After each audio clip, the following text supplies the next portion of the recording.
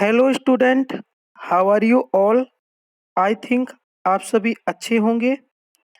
मैं रविंद्र खंडेलवाल हाजिर हूँ आपके सामने exercise 2.1 polynomial chapter 2 from NCERT book. जैसा कि आप सभी जानते हैं कि चैप्टर 2 पॉलिनोमियल के बेसिक्स मैंने कवर कर लिए हैं और आज हम कवर करने वाले हैं exercise 2.1। In exercise 2.1, the first sum says which of the following expression are polynomial in one variable and which are not. State for your answer. As if you have studied the basics very well, you can easily identify whether the given expression is a polynomial or not, and you can also tell the polynomial is in one variable or more variable. So if you are able to see the first sum, he is asking, you have to keep it in your mind always. You have to tell whether the algebraic expression is a polynomial or not, and the polynomial must also be in the one variable. Okay, if both the conditions will be fulfilled, then your answer will be yes. Okay, so I am going to tell you. You see your first sum. Okay, first part.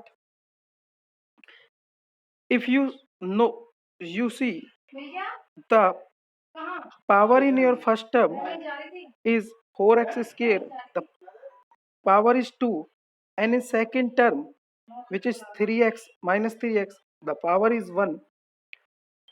So you can say that the power of variable is whole number. So this is a polynomial. It is okay, but we have to tell whether this polynomial is in one variable or not. Yes, because only variable x is here, so this polynomial is in one variable, or the variable is x. Your correct answer is this. I hope you got it. In second, you see in the variables power of variable is 2. So this is also a polynomial, and the only y is the variable. So this is a polynomial with the one variable. Next, if you see, this is 3t, 3 root t plus t root 7. If you see here, my dear student, 3 root t can be written as 3 raised to power half. So if we see the power of variable is not a whole number, so this is not a polynomial. And if it is not a polynomial, we will not check whether it is a polynomial of one variable or more. So we can simply say this is not a polynomial. Now we are going to fourth part, that is saying y plus 2 upon y. Similarly, this can be written as y plus 2 y raised to power minus 1, because y, so you see here y raised to power 1 and here y raised to power minus 1, and this minus 1, you know, this minus 1 is not a whole number, so it is also not a polynomial. Okay, now we are going for fifth part, you see, the power of variable is a whole number, so it is a polynomial, but there are three variables x, y, t. So it is a polynomial but not in one variable. Okay, are you understanding, my dear student? So your answer can like with this. Now we are going for second sum. Write the coefficient of x square in each of the following. हमें given है और हमें x square के coefficient बताने हैं।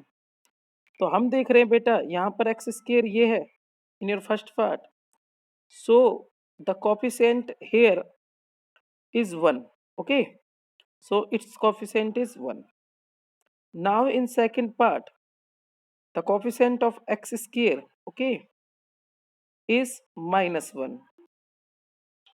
Now in third part, the coefficient of x square, okay, I think you are getting it, is no pi by 2.